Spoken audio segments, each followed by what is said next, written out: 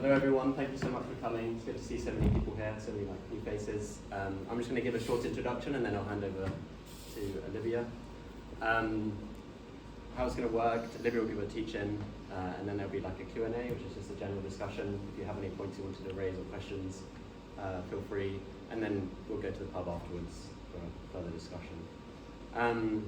What is Platypus? Platypus Affiliated Society organises reading groups, public fora, research and journalism on the problems and tasks inherited from the old 1920s to 30s, new 1960s to 70s, and post-political 1980s to 90s, left for the potential of emancipatory politics today. Our regular activity is coffee breaks every Tuesday at 5 p.m, in Print Room Cafe, reading group every Thursday at 6 p.m, at Foster Court, room 215, and special events like this. And this Monday we also have a film screening, Fashion Noir, and we've got other teach-ins on Nietzsche and utopian socialism coming up. So I hope you enjoy. I'll hand over to Olivia.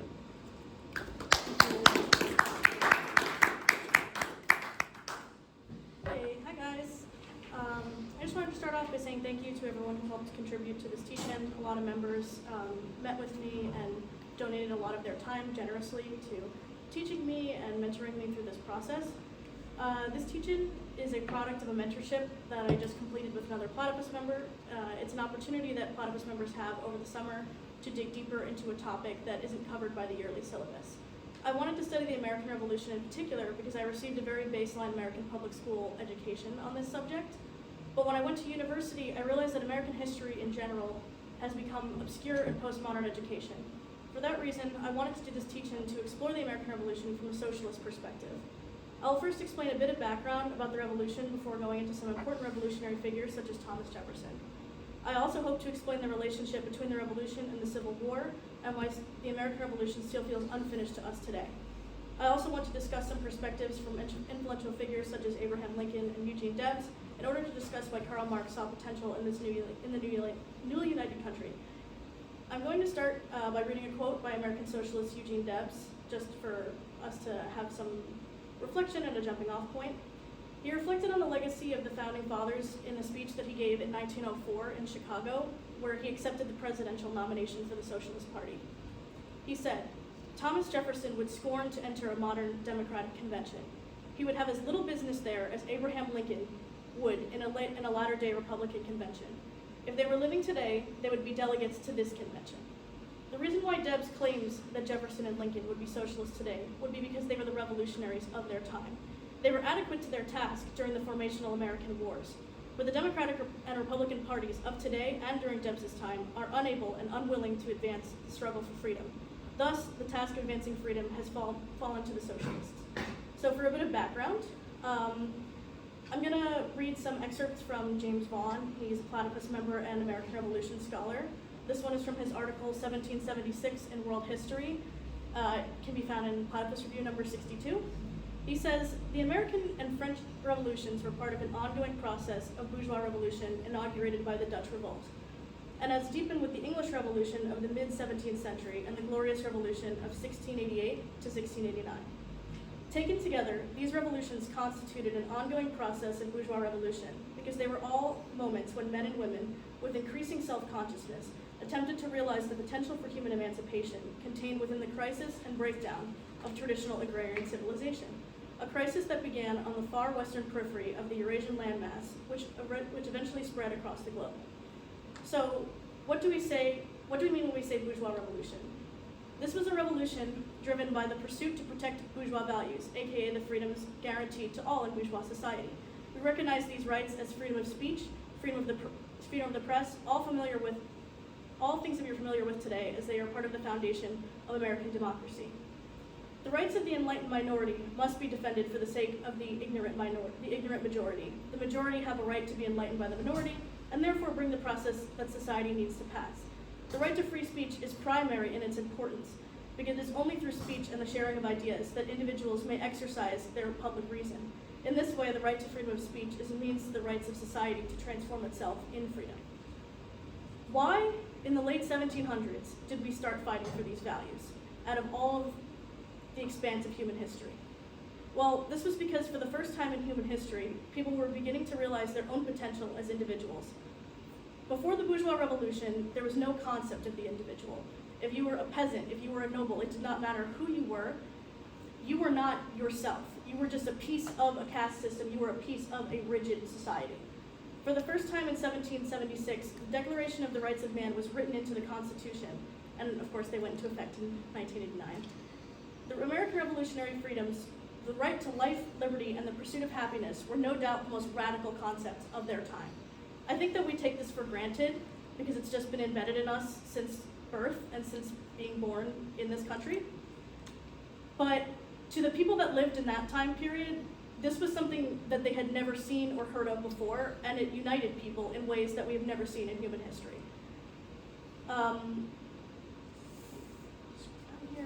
It is important to note, by the way, that there is a substitution here. You might have heard the French Revolutionary slogan, life, liberty, and property. Why did we replace property with the pursuit of happiness? Well, if you were at the Jefferson in Paris screening last week, we talked about property as not being a means towards freedom. I mean, it's a means towards freedom, but it doesn't embody freedom for a person. You kind of need more than that, I suppose. At the time, there was a trend against the traditional agrarian way of life. People started flocking to the city. Peasants started leaving the lands of their lords that they had toiled on for centuries, and they found freedom through selling their labor within the marketplace and the towns. There's a saying in German that says, the air of the city makes you free.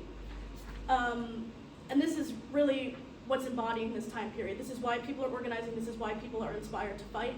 They're no longer being told, you're a peasant, you're gonna remain a peasant, you will die a peasant. They're told that you have a chance to free yourself from this society and emancipate yourself through your own labor, through becoming an artisan, through becoming any kind of tradesperson, opening up your own business. And this is something that is happening not just in America, but across the entire world at the time. The old order monarchies of Europe and the nobility began to feel their power slipping away. This modern bourgeois revolution was not simply about the absolute monarchies of France or the parliamentary government in England. This was about changing the entire world. People were tired of the rigid caste system that they were living in, and they began to organize themselves. This is about the defense of a local civil society threatened by a series of imperial forms. I'm taking that again from James Vaughan. This is about defending the universal freedom of labor, not the American identity. The revolutionaries do not simply fight to preserve their local colonial society in America. They radicalize it, and it quickly moves from the defense of a free labor society to an offensive movement that aims to expand a cosmopolitan civil society on a global scale. For this reason, this is why in Platypus we say that the American Revolution belongs to the world. This was an inclusive process, even if you look back to the constitutional assemblies when the Constitution was being ratified. These included women, not just men, and people all across the country were talking about this. Even freed black men, when they read the lines in the Constitution, all men are created equal, they said, this is about us. I'm going to read a little excerpt from Richard Price, who was a British political reformer who reflected on his writing, often in the American and French revolutions. And this is from his piece, Observations on the Importance of the American Revolution. With heartfelt satisfaction, I see the revolution in favor of universal liberty, which has taken place in America, a revolution which opens a new prospect in human affairs and begins a new era in the history of mankind, a revolution by which Britons themselves will be the greatest gainers, if wise enough to improve properly the check that has been given to the despotism of their ministers, and to catch the flame of virtuous liberty which has saved their American brethren. The late war, the revolution, in its commencement and progress, did great by disseminating just the sentiments of the rights of mankind and the nature of legitimate government, by exciting a spirit of resistance to tyranny which has emancipated one European country and is likely to emancipate others, and by occasioning the establishment in America of forms of government more equitable and more liberal than any other that the world has yet known. But in its termination, the war has still done a greater good by providing in a sequestered continent possessed of many singular advantages, a place for refuge for oppressed men in every region of the world, and by laying the foundation of an empire which may be the seat of liberty, science, and virtue, and from whence this reason to hope these sacred blessings will spread till they become universal, and the time arrives when kings and priests shall have no more power to oppress, and that the ignominious slavery which has hitherto debased the world is exterminated. I therefore think I see the hand of Providence in the late war working for the general good. For this reason, mankind may at last arrive at degrees of improvement which we cannot now even suspect to be possible. A dark age may follow an enlightened age, but in this case, the light, after being smothered for a time, will break again with a brighter luster. The present age of increased light, considered as a succeeding age of Greece and Rome and an intermediate period of thick darkness, furnishes a proof of truth of this observation. There are certain kinds of improvement when, once made, cannot be entirely lost. So he's saying that this is not something that can just simply be taken away. It's not like the politics that we have now of capitalism where we create a law, it gets rolled back. This is something that is going to change the entire world. And I think that that's where the importance lies. I'm going to talk a little bit about the Industrial Revolution, the cotton gin, and the growth of slave power. This is kind of the main problem that drives the Civil War. And the American Civil War and the American Revolution are linked. The Civil War was really a finisher, I guess, for the American Revolution. And you might ask, why is the American Revolution unfinished at the time we have the signing of the Constitution? The main problem that plagued the Founding Fathers was the problem of slavery. It's important to note that the founders did put slavery on a path to extinction. While I can't speak for all of them, the Republican Party certainly has these values. They hoped that slavery would be extinguished by the dynamic free labor market surrounding the slavery society of the American South. And by the way, when I say Republican Party or Democratic Party, I'm not talking about the modern Republican and Democratic Party. I am speaking about the parties back then. The Northwest Ordinances of 1784 and 1787 by Jefferson, later by Rufus King and Nathan Dane, outlined the requirements for new states to join the Union. They forbade slavery in the new states, and I think that that's significant, and it's something that we don't always learn about at school. The Constitution gave Congress the authority to ban the international slave trade after 1807, and President Thomas Jefferson signed the act prohibiting the importation of slaves in 1807, which banned the international slave trade, but not the trade of slaves within the U.S. So the Founding Fathers were looking ahead, and they were thinking about what the country would look like 100 years from now. They didn't just write these laws for themselves, they wrote it with the intention that the country would change and be adaptable. So they wanted the extinction of slavery from the very beginning, unabashedly, there's no doubt about that. The Industrial Revolution, unfortunately, was a new wrinkle in which the Founding Fathers did not foresee. It gave slavery in the U.S. a new lease on life, and this is why we have the Civil War. I'm going to read a letter that Jefferson wrote to Francis Wright on August 7, 1825. I do not permit myself to take part in any new enterprises, even for bettering the condition of man, not even the great one which is subject of your letter, the abolition of slavery, and which has been through to my life one of my greatest anxieties. The march of events has not been such to render its completion practicable within the time allotted to me, and I leave its accomplishment as the work of another generation. So he didn't proclaim to solve the problem of slavery in his time, but he's leaving it for the next generation of Americans to do so. I'm also going to read an excerpt from Platypus Review number 123. This is by Clint Montgomery. He's another Platypus member. This is about the problem that slavery posed during the Industrial Revolution and the contradictions that it created. This is from an article called The New Deal and Progressive Liberalism. The Founding Fathers had good reason to expect that the natural self-expression of free labor would render the value of slave labor irrelevant. Basically, they hoped that a free market society would lead to people realizing the absurdity of having slavery and going into the modern age. They were hoping that as free labor expanded, that the need for slavery would diminish. Unfortunately, this was not the case. He goes on to say, what contradicted this bet on freedom was something they could not foresee, the introduction of the machine. Paradoxically, the introduction of the spinning jenny in England made slave labor in Mississippi more valuable. And by the same token, it made the value of free labor in Massachusetts less valuable, indeed increasingly worthless. This paradox constitutes the essence of Marx's assumption of the mantle of Adam Smith. It is a contradiction that is inherent to the exchange of free labor itself, and it was not always there. Rather, it emerged when the tools of that exchange, the means, the machines and methods of production, outstripped their masters and reduced them to the role of cogs in its own self-production. This reversal of means and ends, where man becomes the means of the machine and the machine the ends of man, is a contradiction that Marx calls capital.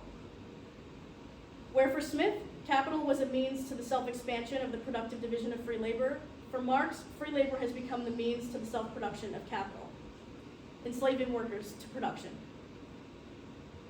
I'm also going to go into the anti-slavery politics of the time and the origins of the Republican Party. I'm going to read a little bit from Lincoln, and I'm also going to read an excerpt from Fredrick Douglass. I'll start with Lincoln.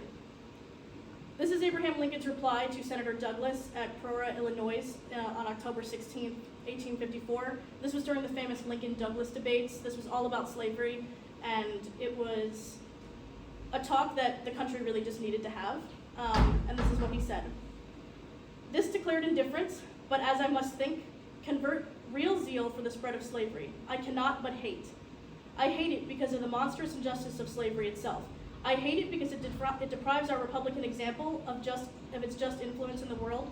It enables the enemies of free institutions with plausibility to taunt us as hypocrites, causes the real friends of freedom to doubt our sincerity, and especially because it forces so many really good men amongst ourselves into an open war with the very fundamental principles of civil liberty, criticizing the Declaration of Independence and insisting that there is no right principle of action but self-interest. Douglass, at the time, was a Democratic candidate. He held the belief that the decision should be made by the white residents of the new states admitted to the Union, rather than by the federal government. Lincoln argued against the expansion of slavery, yet he stressed that he was not advocating its abolition where it already existed. Slavery was not a uniquely American sin. It was an inherited problem of the old world and really of feudalism. Fredrick Douglass is quick to point this out in his speech on the 4th of July in 1852. He says, "Pride and patriotism, not less than gratitude, prompt you to celebrate and hold it in perpetual remembrance. I have said that the Declaration of Independence is the ring bolt to the chain of your nation's destiny, so indeed I regard it. The principles contained in that instrument are saving principles. Stand by those principles and be true to them on all occasions, in all places, against all foes, and at whatever cost. Fellow citizens, I am not wanting in respect for the fathers of this republic. The signers of the Declaration of Independence were brave men. They were great men too, great enough to give fame to a great age. It does not often happen to a nation to raise at one time such a number of truly great men. The point from which I am compelled to review them is not certainly the most favorable, and yet I cannot contemplate their great deeds with less than admiration. They were statesmen, patriots, and heroes, and for all the good they did and the principles they contended for, I will unite you to honor their memory. They loved their country better than their own private interests, and though this is not the highest form of human excellence, all will concede that it is a rare virtue, and when it is exhibited, it ought to command respect. He who will intelligently lay down his life for his country is a man whom it is not in human nature to despise. Your fathers staked their lives, their fortunes, and their sacred honor on the case of this country. In their admiration of liberty, they lost sight of all other interests. They were peacemen, but they preferred revolution to peaceful submission of bondage. They were quiet men, but they did not shrink from agitating against oppression. They showed forebodings, but they knew its limits. They believed in order, but not in the order of tyranny. With them, nothing was settled that was not right. With them, justice, liberty, and humanity were final, not slavery and oppression. You may well cherish the memory of such men. They were great in their generation and day.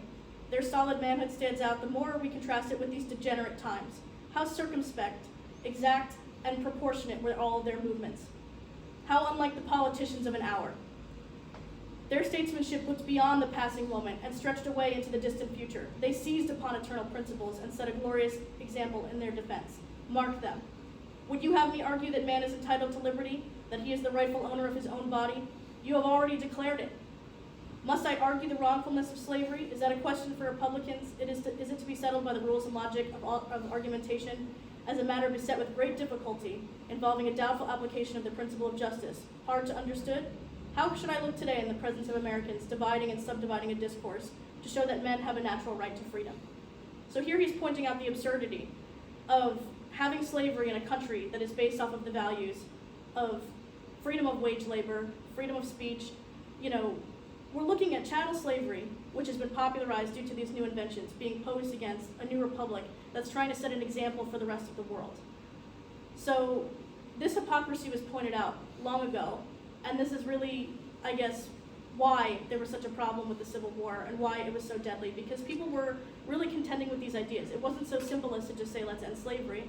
This was a long, arduous process that had to be, I guess, addressed by all of these different political figures. And people really were talking about it.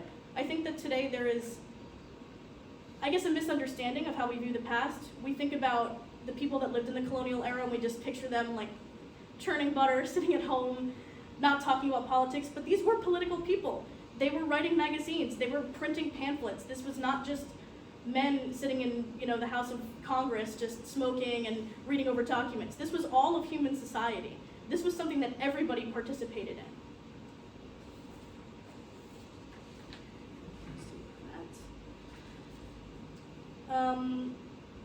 So now I'm going to make the case for the third American Revolution and why this still matters to socialism. Why does this matter to us today? The American Revolution is a promise of liberty. It is up to the living to make it a reality, and the project of liberty remains unfinished today. The famous line from the Declaration of Independence, "May mankind never resign from the struggle for its sacred rights to life, liberty, and the pursuit of happiness." Why did we write that specific line? And why do we not think about it in the same way today?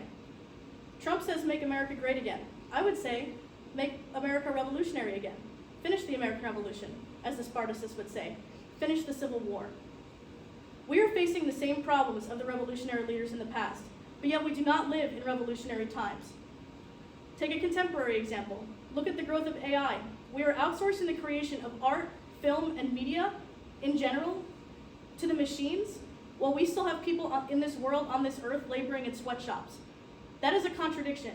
We have the highest unemployment rate at the time, right now, and we also have thousands of open jobs. Why do we have that? Why are we settling for this type of society? Can we not long for a world where we make machinery work for us, doing the tasks that we created them to do, while human beings are at liberty to unleash our full creative potential?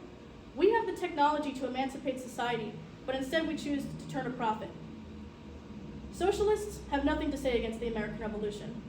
America is not a country but an idea. It is about the freedom of society. To defend the American Revolution does not mean defending the American nationalism or capitalist politics in America today. After all, those are the only politics around anyway. There are no socialist politics of the world right now. Socialists are for organizing the international working class as a social and political force to consciously shape the direction of society and freedom. Capitalism is a system that is not concerned with human life or its potential. Socialists cannot compromise or work with a system that does not value human life. We are concerned with the freedom of society and trying to get people to realize this very important task, the struggle for freedom.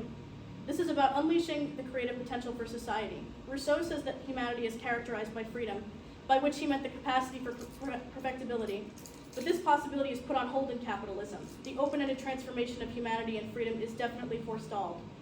Today there is no struggle for socialism, only ideological, identity-based rackets, infighting, political hysteria, endless sectarianism, and division between people who should be working together.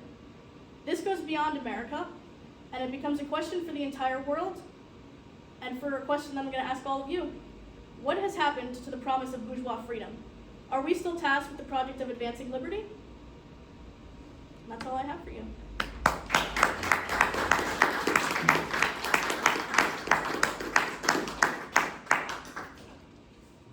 How do you want to take questions, Bud? I guess we'll start with anyone who wants to, and if we start running out of time, we'll combine them.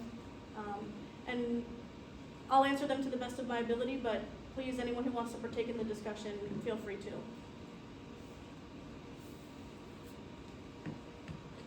Who's that? I have a microphone for anyone who wants Oh yeah. to ask a question. You want first? Hayden? Thanks, Olivia. I think you did really well. Never mind the nerves. I just wonder with the kind of narrative around, or the narrative that you're sort of pulling through or stitching together, I do wonder specifically if there's not a potential of kind of collapsing the, like 1776 and the kind of historical events that were happening at that time into one type of narrative and sort of pushing that narrative through the sort of history of the United States, in the sense of like talking about, Jefferson, Paine, etc., as the kind of the height of the American Revolution, while ignoring other elements of it. Or I'm not saying they're all there's good elements and bad elements, but disagreeing elements inside the kind of the makeup or the genesis of the American Revolution. So considering that, and I prepped before coming to this, I I went to Hamilton to prep, so I know quite a bit about. But what all I'm asking is like how do you think that's a potential risk of the sort of narrative that you're describing here, or the kind of story or the picture you're trying to tell, or is there a certain level, a consistent sort of agreement or consistent conceptualization ideologically of the founding fathers that we can sort of grasp onto and then pull that forward, or are there very, very distinct parties of the American Revolution and we're just speaking about one element of it here? I mean, this is definitely one element here. Like I said at the beginning, this is something that I crafted from the socialist perspective. There are a lot of ways you can look at the founding fathers. Their words have been picked apart across history by many different people. There are a lot of different perspectives. But I think that the common thread that you're looking for really is the defense of the revolutionary values. I don't think that we can put words in their mouth and estimate what they would think of politics in America today. Mm-hmm. All we have to work with is what they wrote down, and that's something that's worth fighting for. Did that answer your question? Or do you have No, I mean, I'll leave it to anyone else who wants to ask a question. Thank you, though, mate. anyone else? Just maybe riffing a bit on what Hayden says. Are there ways in which, so you said that we are right now not in a revolutionary situation, that we don't have a socialist politics and so on. Does the fact that, as in Platypus we usually say the left is dead, by which we mean precisely this, that revolutionary politics seems to be impossible and socialist politics seems to be impossible. Does this kind of cast in doubt this whole view of history?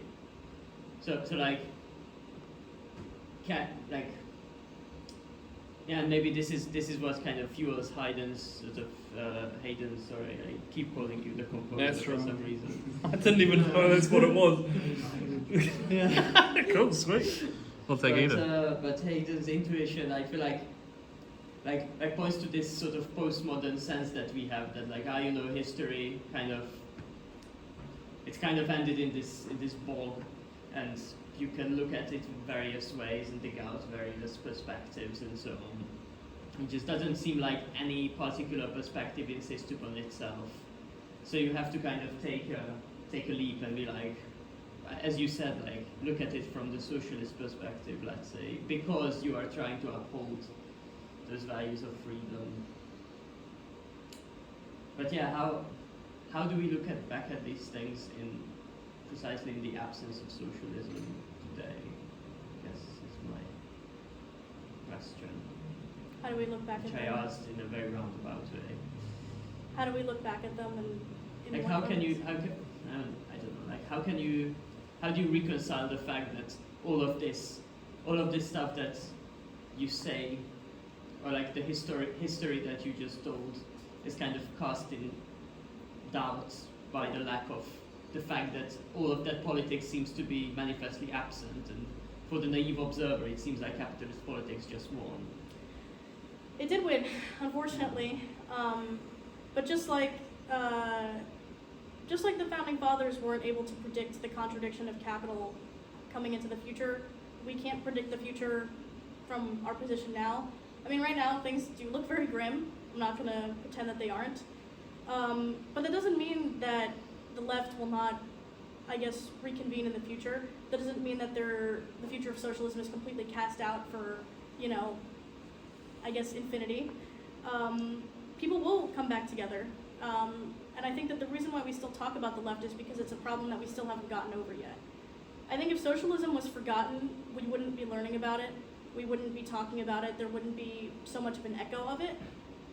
While we are disorganized today and we are divided by these rackets that I spoke of earlier, I don't think that means that the future of the world and the future of the country is dependent on what we're doing right now. I think that there is potential in the future for people to start organizing, for society to emancipate itself.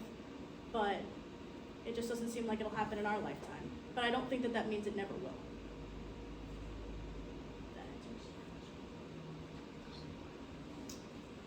Yes? From what I understand, every revolution over the course of its journey has to be served on societal adjustments. makes the entire project. Could you just speak a little louder? Sorry. Can you hear me now? Yeah. So, from what I understand, every revolution during its journey has to make certain societal adjustments that makes the entire project incomplete, at least for a certain duration. Yeah. But over a certain period of time, in due course, things start to change for some reason or the other. Like American Civil War came after the American Revolution. I just wanted to understand why, for left, why is American Revolution unique in the sense, what is so unique about American Revolution that its ideals are something that we need to draw our attention more in comparison to other revolutions? Because every revolution will have certain socialist aspects and certain capitalist aspects. Yeah. But what is so unique about American Revolution? Even French Revolution, for that matter, was a bourgeois revolution and still carried certain aspects which looked revolutionary, appeared revolutionary. So what is so unique about American Revolution in comparison to other revolutions that it draws more attention, at least from left? For the left, I would say all of these revolutions have that common thread, this desire for people to free themselves. In comparison to the French Revolution, I mean, they're really connected. They're not connected in the same way that the American Revolution and the Civil War are, but they are connected by those values. I think that the reason why we look at this as such an important time period in history was because before this, people were still chained to the societies that they were bound to and the place in society that they were bound to. Before the bourgeois revolutions, before things like the Dutch Revolt, the English Revolution, things like this, which were the foundation of the American Revolution, people had to just accept their place in society. This wasn't just a unique problem. And I think the reason why America in particular is important was because this is a land where all of the political rejects of Europe and other parts of the world are starting to go. And when the Founding Fathers are writing these documents, when they're drafting, the beginning of the Constitution, they're not just thinking about America, they're thinking about the entire world. And I think that that's why it's important. There's a global implication that when you free one place, people will start getting inspired. I mean, that's what happened. The French looked at the American example and they said, we don't want to keep living like this. We don't want to keep living under the tyrannical order of a king that taxes us into oblivion. So it's almost inspirational in a way, and it's kind of a generator of these movements across the globe, and I think that that's why it's important. And it includes a lot of different types of people. This wasn't just something that spurred up, happened, and then we forgot about it. It was something that kind of swept across the entire world, and this is something that Marx talked about. I printed out the letter to Lincoln, if anyone would like to hear it. Perhaps that might imbue us, or maybe just the ending of it. But he says that the working men of Europe feel sure that the American War of Independence initiated a new era of ascendancy for the middle class, and so the American anti-slavery war will do for the working classes. They considered an earnest of the epoch that come into it that fell to the lot of Abraham Lincoln, the single-minded son of the working class, to lead his country through the matchless struggle for the rescue of an enchained race and the reconstruction of a social world. Like, the words that he's using there, social world, like Marx is looking at the potential of this, and he's looking at the example that America is setting for everybody.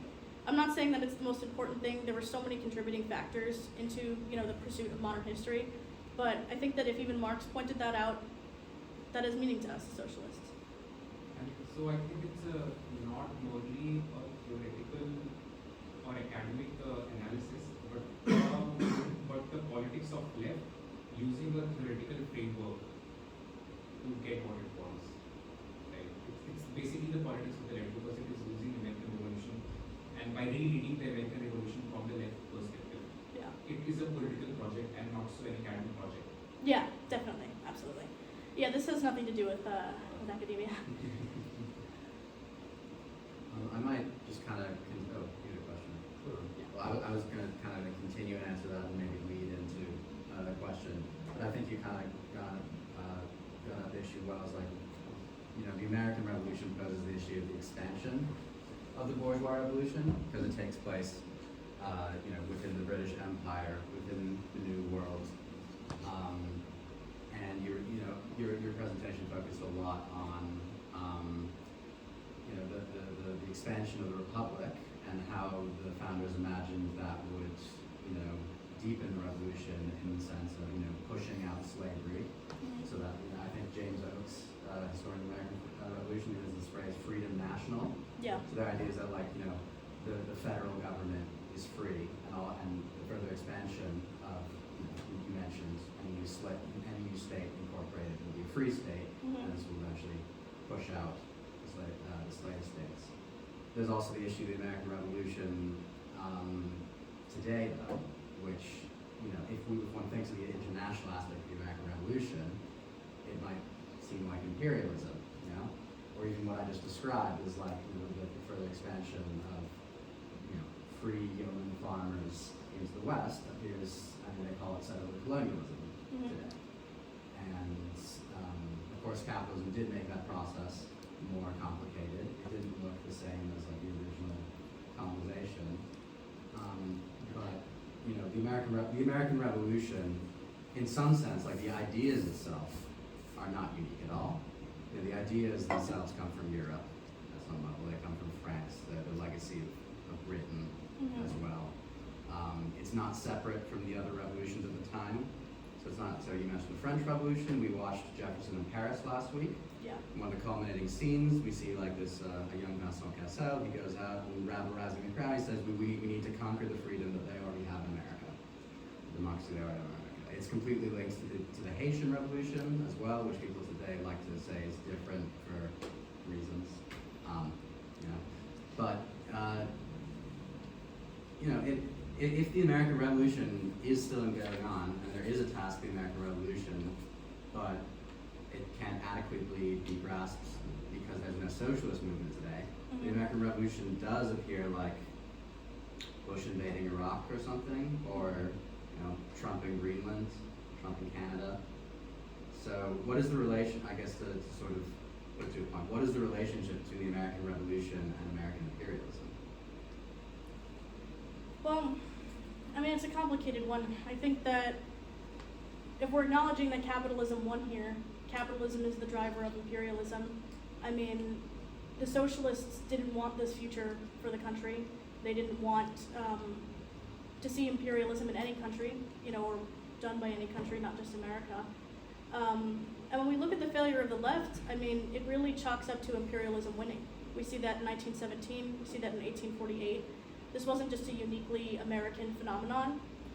The bourgeois revolutions happened, but then they weren't finished because of this contradiction, because of that wrinkle I talked about earlier with capitalism ramping up the Industrial Revolution. And there hasn't been a sufficient opposition. Every war that's ever been fought to end imperialism is in favor of implementing capitalism in whatever place is being liberated. So how can you work with a system that doesn't value human life, that doesn't value the freedom of people to unlock their own creative abilities and their genius, because they're bound to wage labor?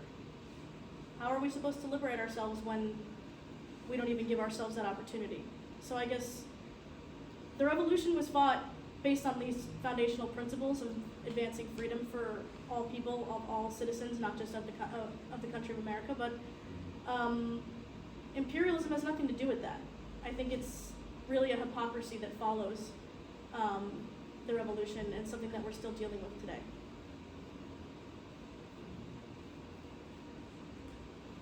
It's interesting though, because you mentioned at the end, like, because we have no movement today to overcome the wage labor.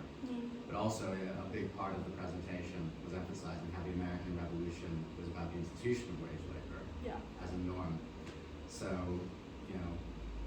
why is it that that continued bourgeois revolution, continued American Revolution, if we say, every election is a revolution, some degree, an orderly revolution, why does it produce these,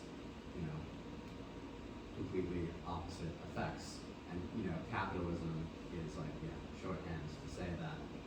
But there's also the issue of, why does capitalism keep getting reproduced over and over again? So what's the failure of this, would you say, the American left of trying to both, straddle, I think you said that like each revolution will have capitalistic and socialistic aspects. How has the left sort of failed to do this, to deal with this contradiction, and how is that expressed in American politics, both domestically and internationally? Sorry if that's like a lot. No, it's okay. I get what you're saying. I think it's because like labor in itself is not a bad thing. People creating their own business, people exchanging their services, none of that was ever a bad thing. The foundational, elements of, freedom to work, freedom to speak, those are not things that are bad in general. They're good things. I think that capitalism is a bastardization of these things, is a bastardization of labor. And when you have profit incentive, it really is unproductive. And I think that that's the element that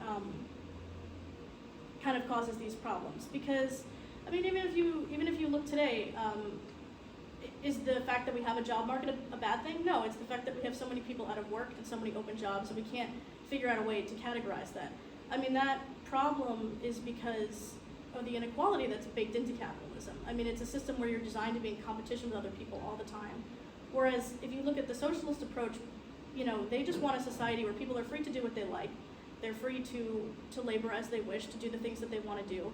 But when capitalism pits us against each other, we're more focused on putting other people down, putting other forms of business down in favor of other ones. I mean, if you have inherent inequality baked into a system, then obviously there are going to be problems associated with labor. And that really is the core problem with capitalism.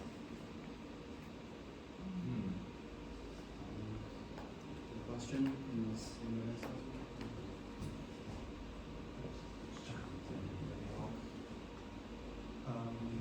Okay, so my impression is that, and I showed up a bit late, so I don't know if we talked about some of this stuff earlier, but my impression is that it's a lot easier for the left to uphold the legacy of the French Revolution than it is the American Revolution. And often, also my impression is that in upholding, like the left is able to uphold the French Revolution in order to defend limits to freedom. Yeah. And like the state, the necessity of the state, and the welfare state, like administration of society in various ways. So like a certain kind of Bonapartism, I guess. So like it's easy to mobilize the French Revolution in defense of Bonapartism. Yeah. And I feel like much less so the American Revolution. And I wonder if you agree with that, and if so, what about like if these are all kind of like have very common aspects and ideologies, what is it about the American Revolution that makes it less prone to be a vehicle for the impediment of freedom and like an apology for the state or a celebration of the state? Well, I think, it lies in that what we just saw, it was what we discussed earlier and, what we heard in the Jefferson in Paris movie last week. The French Revolution upholds the value of property. Property in and of itself is not a bad thing, but when the pursuit of happiness clause is interesting. It really is because it's saying that property is not a guarantee towards happiness. And when you have a society focused on property and producing more and more objects, Industrial Revolution being the main example, there's going to be waste, involved in that, and there's going to be, productive, competitiveness, like we just talked about. And I think with the French Revolution, it's a little bit easier to understand. It almost fits perfectly into the system that we have today. We defend the property, defend the right to free speech, and then, that's done. But that pursuit of happiness, I think that we've lost that. And I think that that's why I wanted to focus on this in particular, because do you really have the freedom to pursue your own happiness in a system where you're being forced to compete with other people, where people are getting master's degrees and still having to work at Starbucks? I mean, I wouldn't say that the French Revolution is more important than the American Revolution. I think, like we said, they're both linked. I stand by that, but could you clarify a little bit the part in your question where you talked about the state and the defense of the state? I think I forgot the beginning of that, and I just want to answer it.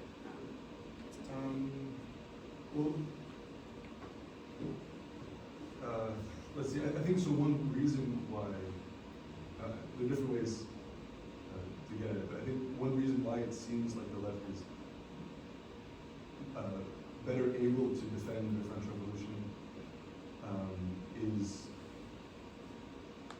that maybe it's because of like the failure of the revolution and like Napoleon as like a necessary like authoritarian defense of the gains of the revolution. And Mhm. like France has like gone through like empire and republic and empire and republic, and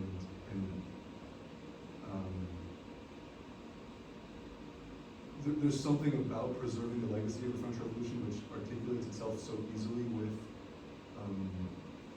like a less free society, a stronger state. Mhm. I don't know if that clarifies things, and I feel like that's not, like the American Revolution is problematic because it's not so easily mobilized in the same way, Mhm. and therefore it seems more like the capitalist revolution, whereas the French Revolution lends itself more to like socialism as it comes to be understood throughout the 20th century. Okay. Thank you for clarifying. Yeah, okay. Stanley, do you have something to add to that? Yeah, I feel like to pose it in like, there's a sort of classic distinction, whether it's true or not, between the French and American revolutions, right? It gets framed in a lot of different ways, but one way to look at it is that the American Revolution is more about like liberty, whereas the French Revolution is about equality. Yeah.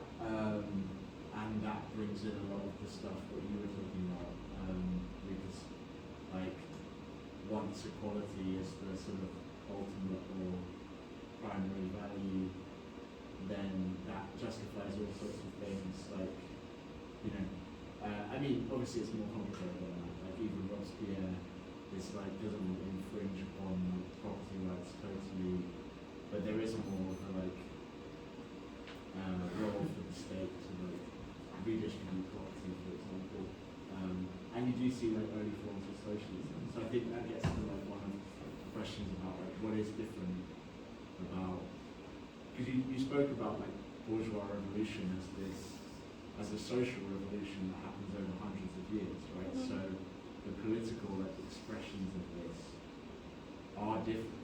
Like there was a revolution in this country in the 17th century, which was very different to the American Revolution, but in some way could be seen as a response to the same process. Right? I don't know, I think that's useful to bear in mind. But I did also have a question, but I can maybe hand it over. I was going to ask you to talk about like, what about the king? And like, what was it about? Because I mean, that's the like Schoolhouse Rock tale of the American Revolution. It's like, you know, taxes and King George being overbearing, Mhm. right? Is that a good way to look at it? And like, is it about republicanism versus monarchy? Like, what was wrong with the politics of England or Britain rather? And what was the king doing that was so unfortunate? Well, I think that there is, I mean, obviously, you know, we talk about the taxes, the famous Sugar Act, Stamp Act, all those things. You know, the king was taxing the colonists into oblivion, and they felt that they had, and well, not just that they felt, they literally had no representation in the government.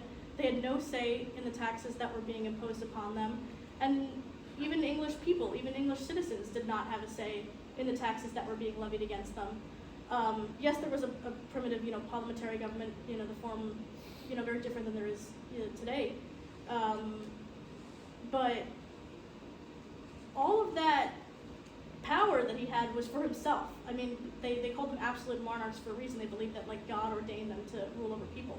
And people were starting to see the hypocrisy of that. I mean, they were forming this new republic, and they didn't want to have the limitations imposed on them by a king across an ocean who was telling them how to trade, who to trade with. It wasn't quite an absolute monarch. There had been a revolution. Well, yes, but like there was still, but he still kind of like he had all the power in the situation over the Okay. colonies. Is what I'm trying to say. Yeah. Yeah. I should have said that, but yeah.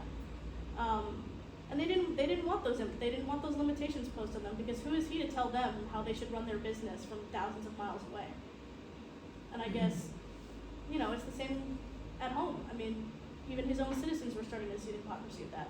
Why are we paying taxes to this king? I mean, you know, I guess in the feudal times, you know, the king would protect the people. The lords were in charge of defending the people. But people were able to defend themselves. They didn't need the protection of a king. They didn't need to have all of these taxes levied against them. And the taxes were not being used, for the betterment of the republic and for the betterment of the people. They were all, a lot of them were going, to the crown and, to preserving all of that. And I think that people found that quite unfair, especially because they didn't have a say in it. And it was hindering their businesses, and it was hindering the spread of free trade, really, between people. Does that answer your question?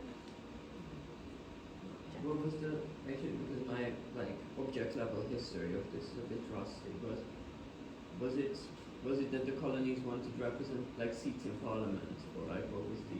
Well, that was the initial demand, but then they started to go beyond that because they saw that it wouldn't be enough. Because as long as the king has the power to veto stuff, what do those seats in parliament really mean?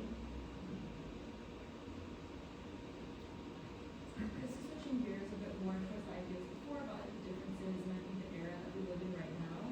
And this is probably not just exclusive to the States, but as an American who grew up in the South, I think the difference now, post 1950s, I think the suburbia culture and just the way that American standard of life and capitalism has allowed people to be so isolated from politics. And I think the American values, if you were saying, the pursuit of happiness and things like that, I think the way Americans actually live their life is so far from anything that actually values culture, expression, human interaction, anything that I think people who more live in the cities care about, which is why clearly more than half the country cares about protecting their standard of life and being distanced from things instead of having to actually be impacted by what's going on. So I think that's just something I get very jaded about as someone who grew up with everyone who voted for Trump, who never want to see a change in their life, who will never leave that state.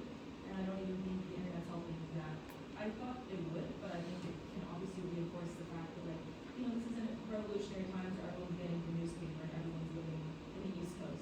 People are so isolated from one another and all they care about is being able to afford the next PS5 and get the DoorDash, and they don't want to change their life. And it's clearly very impactful that racism and classism continue to perpetuate because it's a very different time we have now. So many people are so used to what they have than in revolutionary times that people care more about protecting the American standard of life, which is what all U.S. presidents have been doing with their incredible imperialism activities, which continues to just the way Americans live is so out of reach compared to the rest of the world. And I think people don't care about improving life, which obviously it's not good, but I don't think they realize the quality of life they have is so poor, which is why there are so many mental health issues, opioid crisis, school shootings, and obviously it's not working for American society, it's not healthy, but I'm not sure if people can reverse that when they're getting fake news, when education is literally getting changed in the South to teach a completely different version of history. How are people supposed to be socialists and leftists if they're not even educated on what's actually happening and what's true in history? I echo your concerns.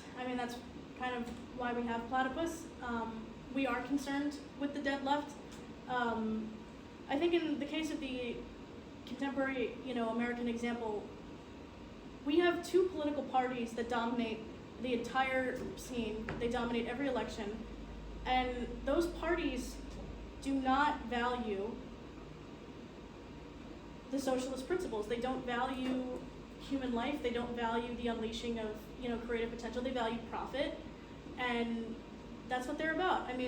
When socialism dies, when we don't have a class-independent movement for freedom, what happens? The state takes over, capitalism takes the place, of running society where socialism, cannot. And that's really nobody's fault. We're dealing with the system for a reason because the revolution failed, because socialism is now this, unspoken evil word in American society. But that doesn't mean that people don't have the potential to organize. The internet, like you mentioned, it's like Pandora's box. You get the good with the bad, and once you open it, you can never, go back. And yes, they're using this tool to spread misinformation, to fight with each other, to create further divisions, and that's happening, all over the place, not just in America.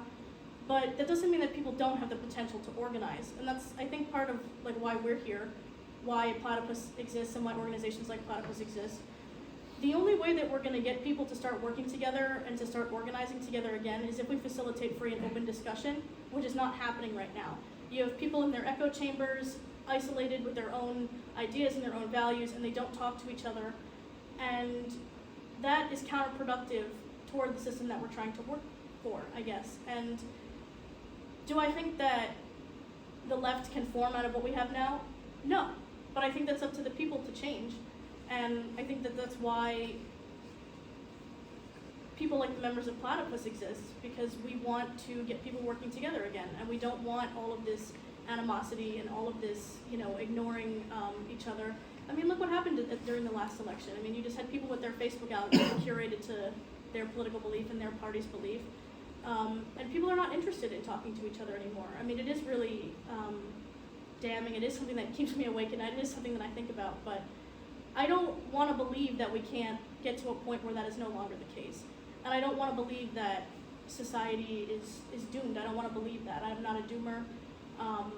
I spent too many years of my life believing that. So, yeah.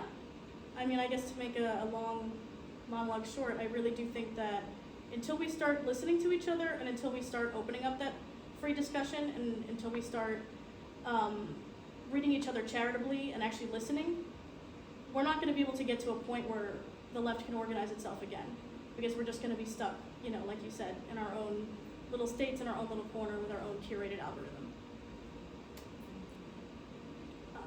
Thank you first, and then something. Yeah.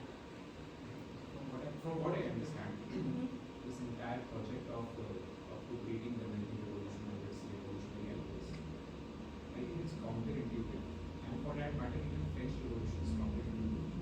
Because the entire theory of Marx was basically criticizing French Revolution. He criticized French Revolution because it was a bourgeois revolution. And that our focus on these things basically distracts us from the end goal that we are envisioning for ourselves, which is a common state, which is the stateless and the classless society. And this is what Gramsci later did when he said that state pushes certain institutions ahead so that people forget what is it that they are. I mean, people forget that they are being oppressed. Because you have civil society, you have NGOs, right? You have governments, you have certain other societal structures that do not let you feel your oppression to begin with.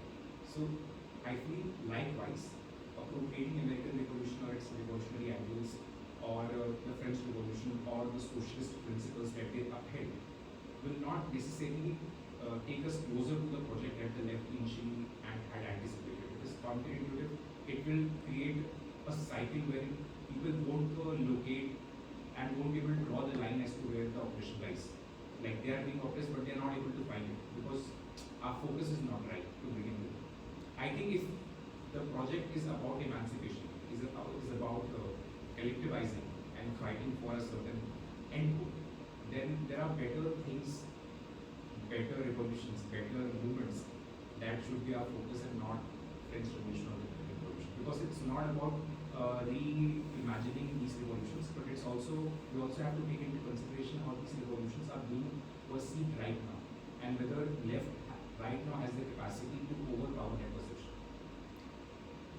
Can I ask what revolutions you would elevate in place of the American Revolution and the French Revolution in the education of the left? I'm just curious. There are any revolutions for that matter. So why do we need to do this? Why are there not better avenues that the left can take for this goal? But also again depends on what exactly is the goal. Because from my perspective, goal is a stateless society. So if the goal is a stateless society, why do you want to get into this cycle? I mean, how do you go from? I mean, because how do you Marx go? began his theory by criticizing the French Revolution.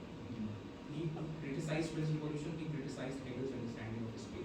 Yeah. That's where he begins his theory of revolution.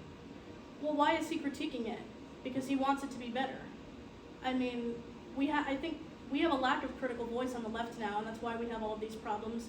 People are too afraid to say what they want to say. They're too afraid to point out the problems that we have with the current left. And I put that in quotations because I don't believe that there is a current left today. But I don't think that you jump from what we have now to stateless society without going through some problems. Namely, if the left were to reconvene and to organize itself, we would have to go through the dictatorship of the proletariat. We would have to go through, you know, this struggle of trying to figure out what the new society would look like. And I don't know what that looks like. I don't know what, you know, defending freedom will look like in the future. And I don't think that we can get there without understanding the past. And that's why I hesitate to put the French Revolution and the American Revolution aside and say we don't need that anymore, it's not working for us. Clearly we had a failure somewhere along the line. So I think part of what we're trying to do is understand those failures and digest them, you know, in a non-hysteric way, and try to learn from them, you know, to bring things together again. And I don't think that we get there by just abandoning that revolutionary history. Just because it was a failure doesn't mean we can't get anything out of it. I mean, it is the foundation for the society we're living in now. Just because we have capitalism doesn't make those values any less different. I don't know if that answered your question, or if you want to add to that.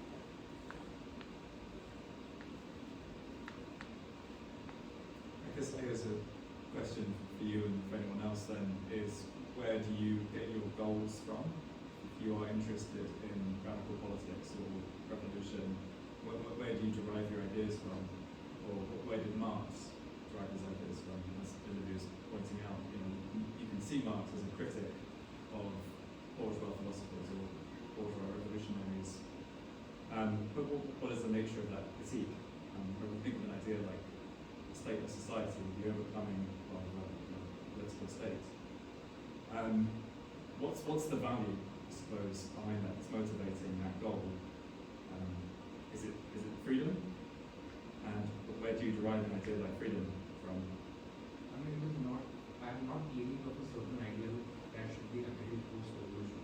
I think people right now do not have a free agency using which they can decide what is the ideal because of because of the ever-encompassing structure of mass media, propaganda and myths. Because we are so much engulfed into it that we are not able to locate as to what we exactly want.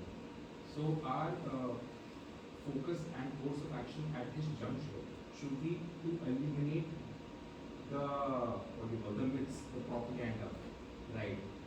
The structure that Marx said, so that then people would be able, it would be in a better position to identify the ideal, because then they would be more free to collectivize and see as to what do we want. Because right now people don't even know what they want, and I'm not giving anything that this is X that we should look after the revolution. We are not free to begin with, and if we are not free to begin with, we can't even decide as to what we want. First, we need to be unfree. I didn't take up a revolution and be unfree in the current structure. That is again a debate of politics as to what exactly should be the course of action. Maybe this will bring us back to Olivia's final question for us all, which was, do we still see the need to fight for bourgeois values? And at numerous points in your talk, Olivia, you spoke about the emergence of towns and cities and bourgeois freedom. You talked about James Vaughan's kind of thesis about perhaps a catastrophe in agriculture that leads many people to take up free labour. They have to kind of sell their labour and they kind of gravitate into towns. And it's within this kind of city air, as you said, the city air makes you free, that a new kind of value emerges. New values emerge, which isn't only the kind of bourgeois freedom of choosing a profession or being an artisan, as you said, but it's also circulation of ideas and expression within these towns. And this, I think, is also going back to Gabor, you were talking about the kind of the taxes on the United States, the colonial taxes levied by the British on the colonies. One of the reasons the stamp tax was so onerous, right, is because it was kind of putting a tax upon the circulation of papers and newspapers and the ability of people to actually talk to each other, which is an attack on Enlightenment bourgeois value. So yeah, this is also talking about Jen. Once upon a time, Fredrick was concentrated on the East Coast, and we were reading these newspapers, and there was like a real kind of a bourgeois civil liberty to that. But about mass media, I guess I would like to kind of push back and suggest that, I suppose, where else in the world to kind of see the amount of, I guess, radicalized discontent, even if it isn't, you know, perhaps particularly enlightened, and it comes in the form of like just a multitude of opinions, and you know, perhaps it's polarized, or it's kind of very confused, and it's TikTok, whatever, but this is kind of consciousness people have. But where else in the world do you kind of see that level of energy and discussion taking place? So I suppose I wanted to kind of ask Olivia or anyone else here, that is there not a way in which there's actually like a transparency to American life that there isn't in other countries, in the same way? American life is really dramatized, society is dramatized in a way that isn't, it's perhaps more opaque in other countries. Yeah, I mean, I don't think the solution is to like censor the mass media or forbid people from having these forms of communication. I think it's about educating people and informing them how to use these tools to organize, not just saying, oh, you can't do that, you can't use this technology in this way.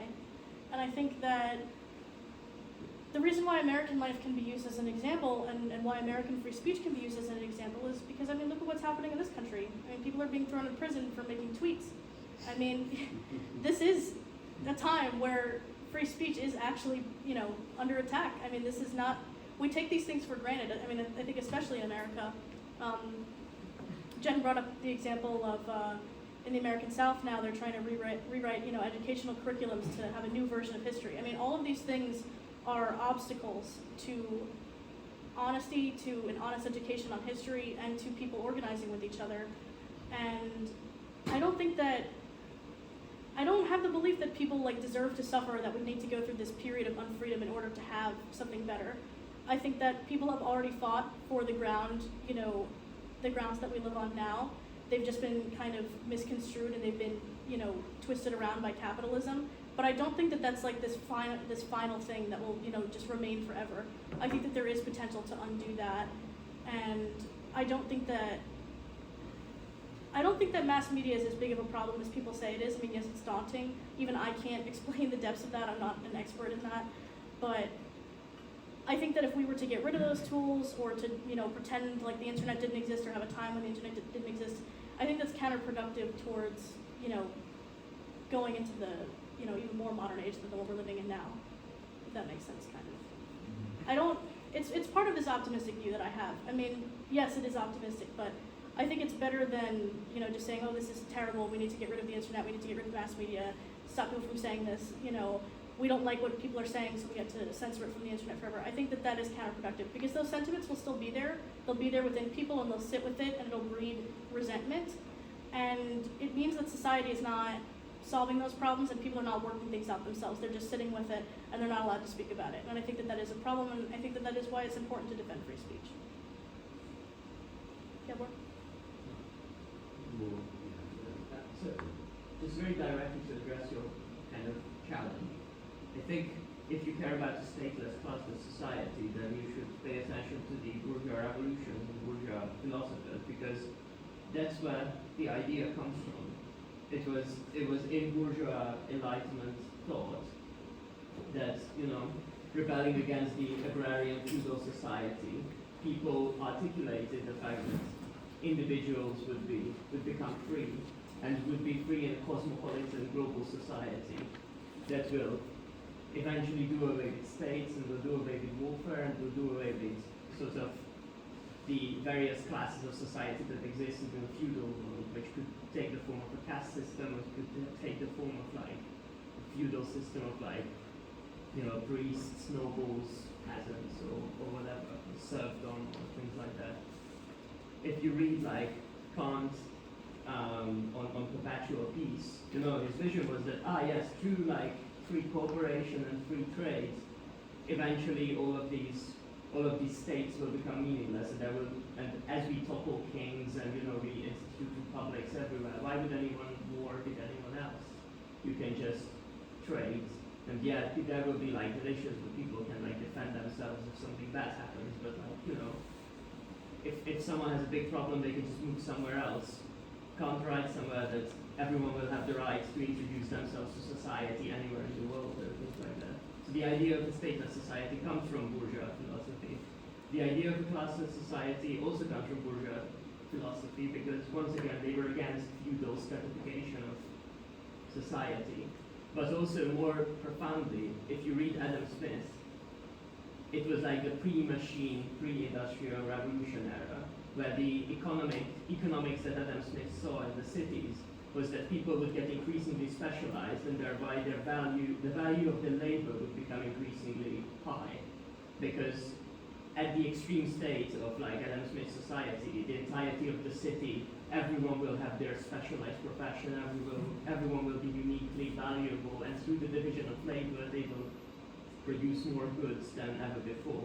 So it was a society of like skilled artisans where labor's value just by nature keeps increasing. And so it was not the case, it's not the case that, you know, these people, the bourgeois revolutions and bourgeois philosophers wanted capitalism, and then socialists came around and they were like, actually, this is bad. It's much worse than that, because the bourgeois philosophers already wanted what later got reformulated as socialism in some profound way. They wanted freedom, they wanted, you know, they wanted the end of arbitrary domination and the free pursuit of happiness for all humans. However, the way the bourgeois revolutions changed society turned out to contain like an unexpected contradiction in the form of capitalism, in the form of like the inventiveness of humankind, inventing sort of industrial machinery that completely inverts the value of labor, because from now on it is no longer the case that everyone specializes and they become more valuable, but instead everyone becomes replaceable with everyone else. If you know, if there is a machine that's, you know, all the laboring good needs is like pressing the button, then no one can specialize for that. It is like abstract labor, right? So the value of labor tends down and so on and so forth. It is from the self-contradiction of these ideas that like the problem of capitalism arises. And the question, and this is why it's important to ask the question, like, is there still a project of liberty? Because the question is like, is there a way out that still upholds the original idea? Like, can we still find a way through this where the state withers and it doesn't get resurrected as imperialism, and class withers and it doesn't get resurrected as like billionaires and working class people and proletariats and whatever? Or is this it? To answer your response, I think, at least from what I think and from what I perceive, I think even any sort of political writing is basically politics. Whatever they write does not mean that this is what they want.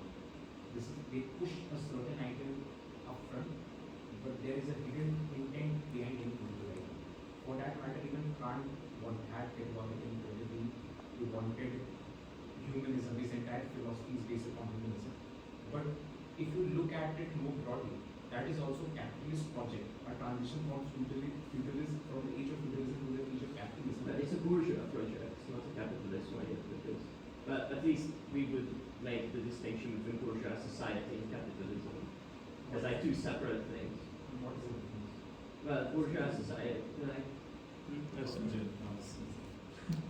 Well, capitalism wants us to compete with each other, and it has really no regard for the creative potential of people and for the expansion, you know, of people's own desires. Like it has one incentive, and that is to make money. And bourgeois society was not based on that. It was based on this honest view of labor, where people are just exchanging goods and services and creating a life for themselves. Capitalism is like a bastardization of that, really. But within that bourgeois intent, there was also self-interest. And that self-interest divorces revolution from bourgeois. And there will not self-interest, had it not only been for the middle class, then it would have been more revolutionary. But since it was limited to their own interest, that makes the entire project suspicious, at least from the perspective of Marx, because it was not for all. The all was limited to the elite. It was Marx and other revolutionary writers later on who redefined what exactly is the all, because it was self-interest to begin with. Had it not been self-interest, slavery would have been, would have been abolished during the American Revolution. Because you can't say that American Revolution was a unique thing, was a very new thing in 18th century.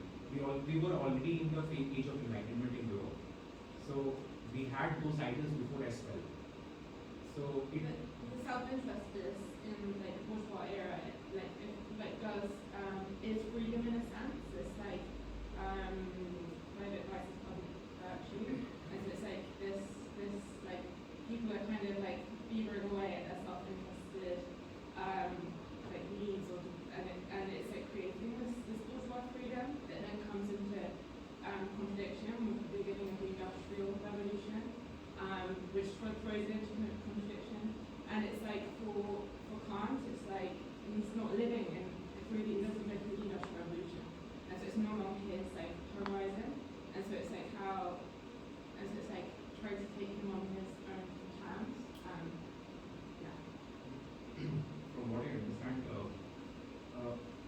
So bourgeois or the middle classes of that age wanted to change the overall societal framework and the economical framework.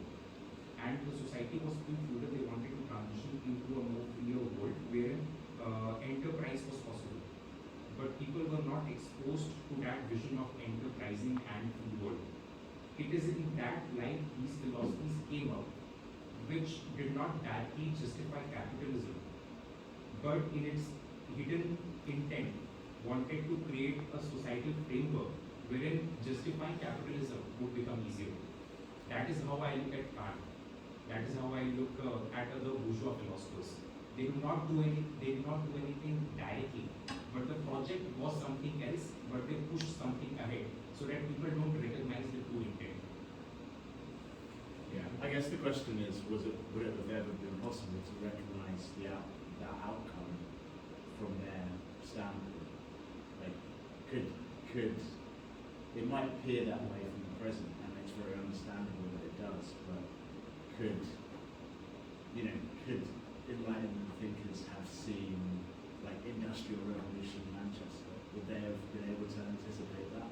Would they have wanted it? I mean, Thomas Jefferson, I can't really imagine him as, having secretly in the back of his mind the idea of Manchester factories. He was writing about an agrarian republic.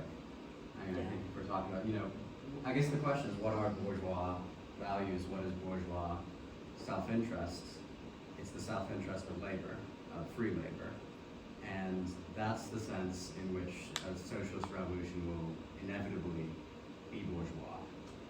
So at a certain level, like, if it's not about it's not about appropriating the American Revolution. For example, it's not about, saying like, well, we have to be like if the left wants to be around, we have to be the most bourgeois, for example, or it's more a recognition that we didn't always have a society based off of cooperative labor, and capitalism, in whatever distorted of a way, is a form of cooperative labor.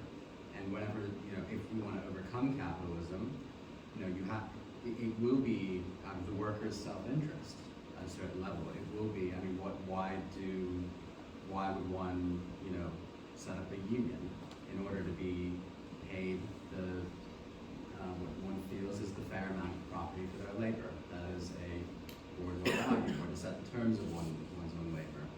Now, Marx is all about the critique of that, as you mentioned, but more in the sense, it's, I guess, what we call an immanent critique in Platypus, or not just Platypus, but Marxism, is that, Marx, for example, he talks about, he critiques Proudhon, for example, and Proudhon's communism as basically, well, this is, he says communism is not the goal, but it's the task. So for somebody like Proudhon, the abolition of private property, what Marx sees in that is actually its universalization, for example. So Proudhon, by demanding the workers be redistributed, well, he's more of an anarchist, but more the socialists in general demanding the redistribution of property, is basically a continuation of the project of cooperative labor, which, we think today that private property is about individualism at a certain level. But, if you look at American colonial society, for example, lots of, private property owners, they might seem like, random farmers, all of, completely distant apart from each other on their homesteads. But what you actually see is a growing world market. You mentioned cities. You basically see the connection of humanity at a much higher level than existed before. Yeah. I think socialism is definitely about, common property is kind of actually a continuation of the project of private property. And the only issue, which might sound philosophical, is just how do you approach this problem dialectically? How do you focus on, achieving values that are already underlying in society, but in a new way? And in some way, the bourgeois revolutions provide a model, not in the sense that we have to repeat them. The bourgeois revolutions actually had to do the same thing to their own societies. Sam mentioned the king, for example. There's a bourgeois revolution in Poland, for example, where it's the king that claims the revolution. They say long live the king. Or, you know, a lot of the bourgeois revolutionaries were kind of Christian or whatever. And that's why people like a lot of Republicans today will say, oh, America's a Christian country. And it's like, well, what was their Christianity actually? It was about religious tolerance, religious freedom, about God being reason, God being enlightenment, God being progress. So it's a sort of like, to use a Nietzschean term, like a transvaluation of values that the bourgeois revolution had to do with existing traditional society. We have to do something similar to bourgeois society, and we can't do what most of the left does and just say, well, these values are, we just need to negate them. That's, I guess, the only, you know, that's probably maybe that's the main point Yeah. that you're trying to raise, that it's just like, we can't say these ideas are done and dusted, because even if we as leftists have, you know, we've read our Capital, you know, we know capitalism's coming to an end. Maybe the world doesn't know that yet, and people are still going to struggle. People are still going to go out there and demand society's values that they feel are being denied to them. And socialists need to be there and not say, well, you know, oh, you want to start a small business, petty bourgeois, like, or you want to, I don't know. Yeah. We can't resent people's ambition. I agree. I think that, you know, I'm making the case for American socialism today not because I think that we need to just like replicate whatever Marx did or replicate, you know, the revolutions of the past. That's not the case. I mean, we are acknowledging that these revolutions are failures, but we're not just saying, you know, it's over, there's nothing else left to learn. What we've gotten out of them is that a revolution can happen again. Society can change itself again. Society has the ability to change itself again. All we have to do is unlock it. And I don't want to say what socialism is going to look like or what even fighting for the task of freedom is going to look like in the future. We don't know. Like, I can't tell people what socialism is going to look like. We can't even imagine what it would look like because we've only ever lived under capitalism. So I guess for me, this is about a kicking off point and understanding the future and trying to get to that, you know, position, you know, even if I die, you know, doing this and I go under, as Rosa Luxemburg says, fighting, you know, for a socialist future. But we're not going to get there if we hinder people's ambitions and stop them from communicating with each other and constantly have these little, like, nagging issues. There will be problems under socialism. There will be problems that people will have to work through. It's not a perfect, you know, the utopia doesn't exist. The perfect system doesn't exist. But it allows us to have a chance to free society and to not be bound to wage labor and to capitalism. And I think that that's the important thread. That way, brother. To the right.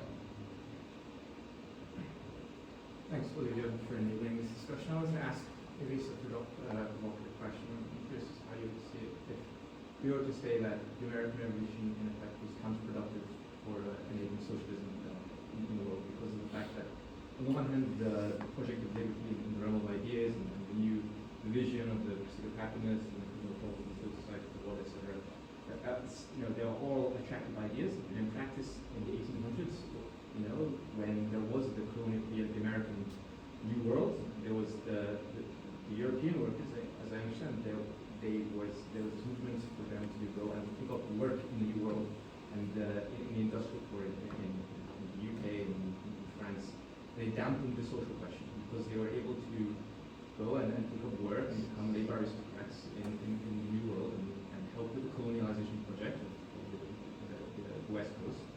And in effect, it dampened the social question, and the contribution didn't bear raising the revolutionary politics in Europe because of the fact that there was this promise of like the American liberty project of liberty, you know, where they could go on a boat and go over instead of staying and dealing with the contradictions in their own society. How would you respond to that? Are you asking why I would defend people who would go to the New World to make As in like the actual saying, in practice, the result of the American Revolution was like it established a new front in America for the Europeans that were Right. and it allowed the European workers, the proletariat, to instead of staying and becoming part of the revolutionary movement, they were more likely to adopt reformist policies, and because there was also part of them, the surplus labor could go abroad instead of staying to part of the national revolutionary politics. Well, I mean, I think that was outlined at a time when they didn't really know how much land there actually was on the planet. I mean, things were still, being discovered. And even if that was like a temporary solution for them at the time, for a person who, is not free to open up their own business, they're being persecuted against in Europe for whatever reason. I mean, that's a temporary situation, but they had no way of really like predicting the world that we had now, the ocean to ocean, country that they moved to. And I don't think it's worth focusing on people who, became like these, venture wealth capitalists when thinking about the revolutionary values. The values stay the same. People are going to do what they're going to do. They're going to take advantage of the system that they're living under. But because we've never even tried, I don't want to say real socialism because we've never seen real socialism, but because we've never tried anything different, how can we say that it wouldn't work? And how can we say that, how can you go back to history and tell people that, that they're, I guess, evil or taking advantage of some system? I mean, they're just playing the game like everybody is. I mean, at some level, the system bends our fingers back and makes us make decisions we don't want to do. But that wouldn't be the case if we allowed ourselves to think differently and to think of a society where that's not the case. I guess the question is partly about like, the relative backwardness of America, right? That it industrializes later than continental Europe. So like you're getting, Chartism in the UK in the early 19th century, and like what is recognizably industrial capitalism, and like the beginnings of the mass working class movement. But like America still looks like it's kind of bourgeois and like more free. Partly because it isn't yet industrialized, or at the same rate. But I guess the flip side of that is that, like, politically, it was still like a huge source of inspiration, even for like the Chartists. They're like draping the American flag all over places. They're reading like Pompeii and stuff. And then there's the letter that Olivia read out. Marx is addressing Lincoln, and that's like a really weird and sort of problematic thing, because you're like, well, Lincoln isn't a Marxist, like he's not even a socialist, like what's that all about? Why would he ever do that? Why would he give his thanks from the International Working Men's Association to Lincoln, this guy who is like the first imperial president? Maybe he's even an authoritarian figure. And that partly is to do with like the very backwardness you're talking about, that like he somehow sees this ideal still being alive. I mean, it's right on the tipping point then that the American Civil War is about, in some sense, about the preservation of this, which he sees as kind of a jumping off point for the political project he's interested in.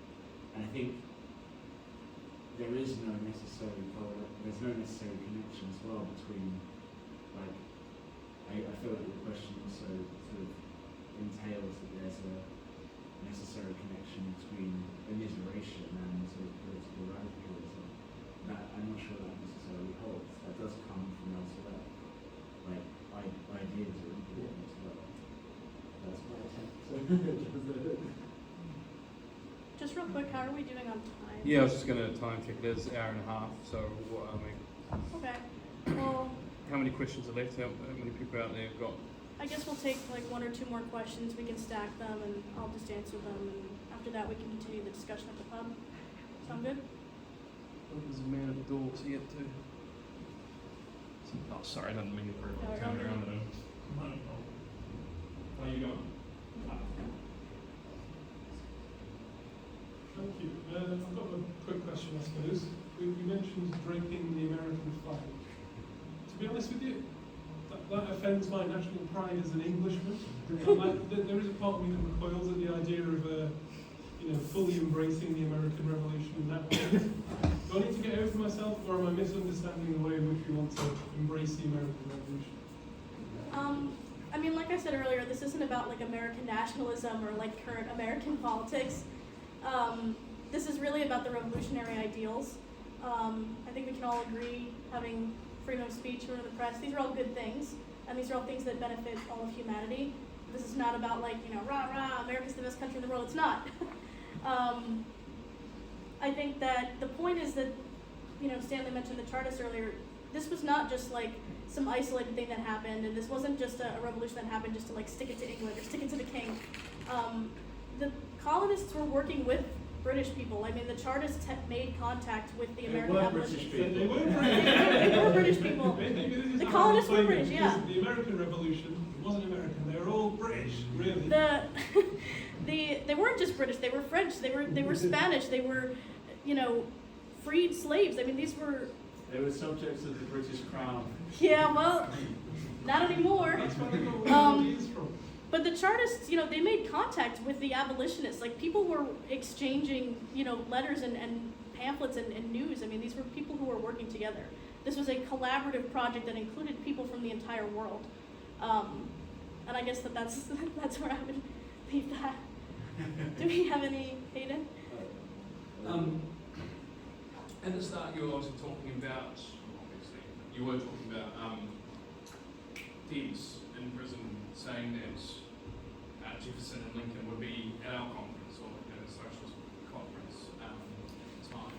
How do you think, from your personal perspective as a citizen of Estados Unidos, how do we end up from Debs claiming that heritage to Trump 47, maybe it was 45th, claiming that same heritage for the Republican Party themselves? How do we end up there? I guess try 100 years of anti-communist sentiment in the United States, the failure of the Russian Revolution. These are all things that affect the perception of socialism in the country. And I mean, like I said earlier, Is he lying? Is it untrue for him to think that? To think what? That for Trump, that they are the party of Jefferson and Lincoln, etc. I mean, you can't really compare the parties of today to the parties of the past. They had an entirely different set of values. They had no way of really looking in on what we have now. So it's kind of hard to project what we have and to say, oh yeah, we're embodying, you know, these principles. And you can't really compare capitalist politics to socialist politics, of which there are none. If there was a socialist party, you know, hypothetically this is our party meeting, we wouldn't concern ourselves with capitalist politics. We wouldn't even engage with it well, we would engage with it, but we wouldn't, you know, compromise with it. We wouldn't try to work with capitalism. We wouldn't try to work with capitalist politics. I mean, as it stands, the two parties, you know, the Democrats and the Republicans, they are the embodiment of American capitalism, and they are not concerned with socialism. They are not concerned with the value of human life or potential. They are merely concerned with winning the next election. And I think it's up to the people to hold their own parties accountable and say, this is not what we want. This is not what we want to be living under. And, you know, really, we have to get rid of the whole system. You can't just vote your way out of this, or, you know, a lot of people say now that they're going to reform, you know, the Democrat Party and they're going to change it into a socialist party. When has that ever worked? You know, I mean, it hasn't worked.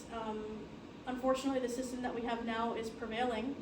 But the world that Debs was living in was not too different from our own. I mean, they were posed by a lot of the same problems. Problems of which have never been solved by any of these political parties. And I think that as long as we continue to uphold the two-party system with the parties that we have now, we're not going to get anywhere politically, you know, in the wake of, you know, failed revolution, fortunately. Anyone else? Any final questions? I've got one. I've been thinking about the conversation. I'm trying to, I feel like a lot of the conversation has gone around this question of bourgeois values, right? And like, I guess they sort of been defined. But I mean, I feel like the word values is a bit misleading, because the way we talk about values is like you get to pick between them. Like, these are my values and these are your values or something.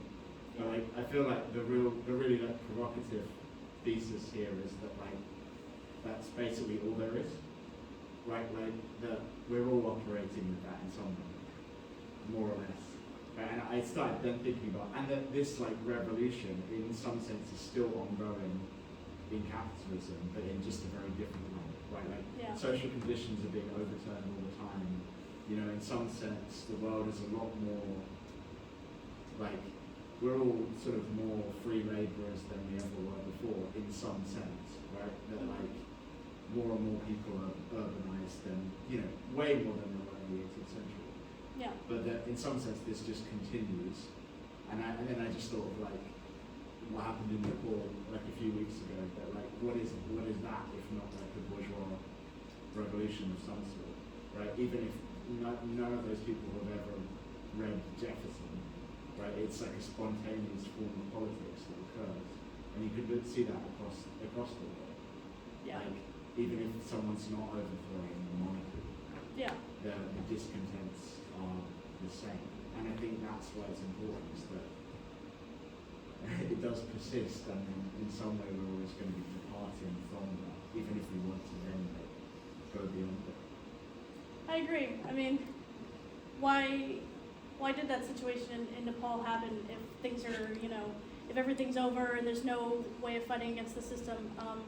I think that the fiber of humanity really lies within, you know, those values, and I think that as long as there are still people in this world fighting for their bourgeois freedom, I think that means that there is still potential for a socialist future. As long as we have capitalism, that is kind of the de facto, you know, possibility of socialism in the future. I don't know when it will happen. I don't know how it will happen, but I'm choosing to believe that one day it will. And you can disagree or you can agree. I don't care either way. Everyone is entitled to their own opinion, but I would like to hope that one day we can have, you know, that idealistic little world that the founding fathers wanted. But as the world gets more complex, as technology becomes more expansive, I think we're tasked with using that to our own advantage, and to not letting it fall into the hands of people who would just use it to further capitalism. And I think that's something that we're all tasked with, as not revolutionaries, because there is no revolution, but as people who are concerned with the future of the world.